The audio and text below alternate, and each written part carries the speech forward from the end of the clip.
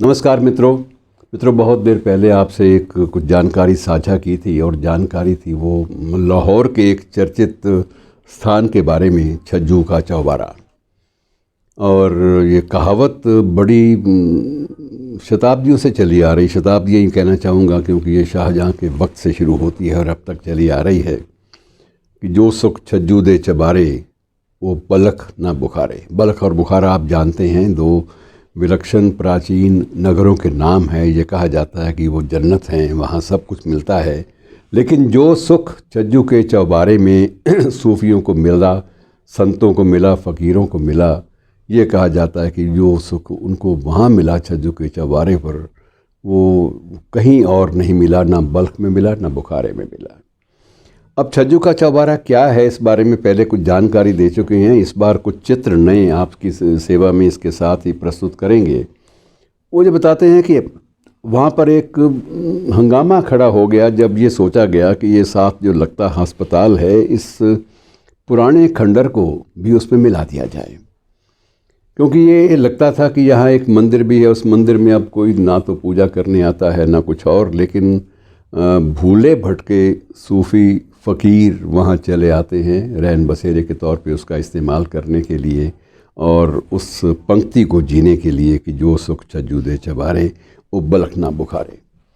बहरहाल इस बात का जब निर्णय हुआ कि इन खंडरों को तोड़ दिया जाए तो पूरे देश में, वहाँ लाहौर में विशेष रूप से और आसपास भी बहुत सारे मरमज्ञों ने मज़हब की दीवारों को बिल्कुल हाशिए पर सरकाते हुए ये मांग की कि इन्हें तोड़ा नहीं जाना चाहिए। ये हमारी पहचान, हमारी विरासत की प्रतीक हैं ये छोटी छोटी इमारतें। यदि इन्हें हम संरक्षित ना कर सकें तो कम से कम तोड़े जाने का अपराध तो ना करें। ये जिस रूप में भी हैं उस रूप में इन्हें संरक्षित रखा जाए। लेकिन जब प्रशासन ने देखा कि दबाव बढ़ता जा रहा है तो वो जो ध्वस्त करने की बात थी, तोड़ने की बात थी, उसे स्थगित कर दिया गया। फ़िलहाल स्थगित किया गया है, अभी वो पूरी तरह से रद्द नहीं हुआ। और अब ये है कि जो बची हैं इमारतें छज्जू के चौबारे की और छज्जू के चौबारे के आसपास की, उन सब को उनका रख रखाव जो है वो एक ढंग से शुरू हो गया है। और वहाँ का पुरातत्व विभाग भी इन सब चीज़ों को लंबे अरसे तक बनाए रखने की बात सोचने पर विवश हो गया है। मजबूर कर दिया गया है लोगों ने, मजबूर कर दिया है वहाँ के लोगों ने कि ये नहीं होना चाहिए। अब थोड़ा सा छज्जूराम के बारे में बातें दोहरा लेते हैं मित्रों। छज्जूराम कौन थे, इस बात का भी जिक्र बड़ा ज़रूरी है कि छज्जूराम ये अनारकली का बाज़ार का नाम आपने सुना हुआ है। लाहौर का चर्चित बाज़ार है, जैसे हमारा चांदनी चौक है, उसी ढंग का, उसी लहजे का, उसी तर्ज का एक बाज़ार है। और उसी बाज़ार में एक प्रमुख जौहरी था और ये शाहजहाँ के वक्त की बात है। उस जौहरी का नाम था छज्जूराम, पूरा नाम लाला छज्जूराम भाटिया। अब भाटिया बिरादरी के लोग बहुत फैले हुए हैं, इधर भारतीय परिवेश में भी, उधर भी हैं, लेकिन इस बात से भी किसी को पता नहीं चला कि ये छज्जूराम जी महाराज भाटिया थे, क्योंकि कुछ व्यक्ति अपने अपने जो उनका जो देन होती है, उपलब्धियां होती हैं, उनके बूते पे अपनी जातियों उपजातियों से भी ऊपर उठ जाते हैं।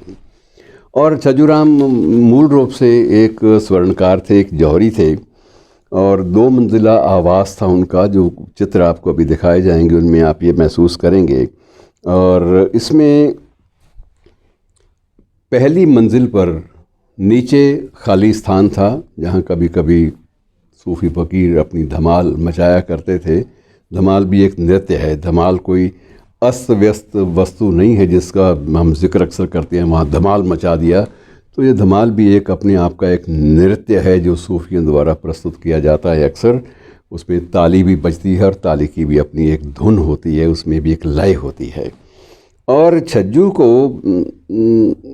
आरंभ से ही कुछ आध्यात्मिकता की तरफ उसका रुझान जो है वो बढ़ता चला गया था। और जब बढ़ता चला गया तो उसने एक काम सबसे बड़ा ये किया कि जो भी सूफ़ी फ़कीर संत घूमता हुआ कोई भी अगर उस तरफ चला आता तो सबसे पहले पहली मंजिल पर उसका अपना कारोबार था और दूसरी मंजिल पर वो एक चौबारा था और चौबारे में बाकायदा उन साधु संतों और फ़कीरों सूफ़ी फ़कीरों के लिए बिस्तर बिछे रहते थे और उसके बाद उनके खाने पीने की व्यवस्था ये सब वहाँ रहती थी और वो जब तक चाहें वहाँ पर रहें। उनको किसी किस्म का संकट खाने पीने का या वस्त्रों का या सफाई व्यवस्था का कोई भी उनको संकट से जूझना ना पड़े। छज्जू राम इस बारे में बड़े सक्रिय रहते थे।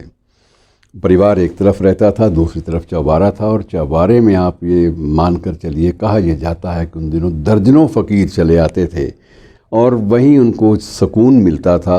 हालांकि और बड़ी बढ़िया सराय भी थी, बहुत अनेक अन्य स्थान भी थे जहाँ पर वो सूफ़ी फ़कीर अपनी मस्जिदों में या अपने केंद्रों में या अपनी दरगाहों पर जाकर भी रह सकते थे। लेकिन उनको अजीब एक मस्ती सी सवार रहती थी कि जब तक छज्जू के चौबारे पर नहीं गए तब तक सुकून नहीं मिलता और सभी तरह के वो सुख महसूस करते थे। और जाती बार ये भी है कि जब वो विदा होते तो छज्जू राम अपनी नेक कमाई में से वो पहले ही एक दसवां हिस्सा निकाल के अलग रोज़ रख देते थे। उसमें से उन सूफ़ी फ़कीरों को कुछ वस्त्र, कुछ अन्न, कुछ रास्ते का रसद पानी ये देकर बड़ी श्रद्धा से उनको विदा करते थे। अब वो उस वक्त ये नहीं पूछते थे कि आप मुस्लिम फ़कीर हैं या हिंदू संत हैं, क्योंकि ये जब लौ जगती है अध्यात्म की तो उस वक्त ये मज़हब की दीवारें बिल्कुल ढह जाती हैं। और शायद यही करामात थी कि छज्जू राम के चौबारे की दीवारें अब तक कायम हैं। कायम इसलिए हैं मित्रों कि उनमें वही एक एहसास हमेशा ज़िंदा रहता है कि जिस व्यक्ति ने इस चौबारे का, इस परिसर का निर्माण किया था, उस व्यक्ति की भावना क्या थी, उस व्यक्ति का एहसास क्या था। और कालांतर में वही व्यक्ति एक मुहावरे का रूप ले गया। आप जन चेतना का चरम देखिए कि वह व्यक्ति किस ढंग से अपने मानवीय सीमाओं के दायरे से उठकर आध्यात्मिक दायरों पर भी हावी होने लगा था। और वो उसका जो बर्ताव था, सूफियों के प्रति समर्पित भाव, वो अद्भुत था। और मित्रों, ऐसा भी नहीं था कि उसने कभी प्रचार किया हो, उसने कभी कोई प्रवचन दिया हो, उसने कभी कोई नृत्य किया हो सूफियों का, कुछ नहीं। लेकिन वो जानता था कि ये बंदे ईश्वर के हैं, ये बंदे खुदाई हैं। इनका अगर एहतराम, इनका सम्मान अगर मैं समुचित ढंग से कर पाऊँगा तो मेरा ये जीवन, मेरी ये योनि जो है ये सफल हो जाएगी और मुझे लगेगा कि मैंने एक बहुत बड़ा पुण्य कमा लिया। और मैंने जो पुण्य अर्जित किया वो बड़े बड़े राजे, महाराजे या नवाब या बड़े लोग जो हैं वो भी शायद ना कर पाएँ। तो ऐसे छज्जू राम के बारे में जो नवीनतम सामग्री मिली है, जो नवीनतम चित्र वहाँ से कुछ मित्रों ने भेजे हैं, वो आपके साथ साझा करते हुए गर्व का एहसास भी होता है कि एक ऐसा देश जिसके बारे में हमने हमेशा गलत सोचा है, और गलतियां वहाँ होती भी हैं बहुत सारी, मानवता के विरुद्ध कई बार अपराध भी भूले भटके से नहीं और जानबूझकर भी हो जाते हैं, कई बार तकलीफ़ भी होती है। लेकिन उसके बावजूद वहाँ पर छज्जू राम का नाम आज भी बड़ी श्रद्धा के साथ लिया जाता है। और लोग वहाँ पर छज्जू राम का बनाया हुआ एक छोटा सा मंदिर है, वहाँ भी लोग हर मंगलवार को प्रसाद चढ़ाते हैं। और छज्जू राम के चौबारे पर जाकर हर वीरवार को, जो पीरों का दिन है, उस दिन वहाँ पर जाकर भी एक छोटा मोटा नृत्य का कार्यक्रम, सूफी नृत्य का कार्यक्रम होता है और धमाल पड़ती है। और उस वक्त सारी बातें जो हैं वो सारी की सारी जीवंत हो जाती हैं।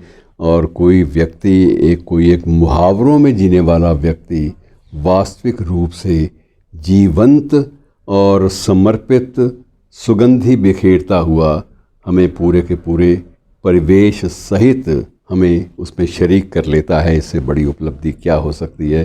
शुक्रिया, धन्यवाद दोस्तों।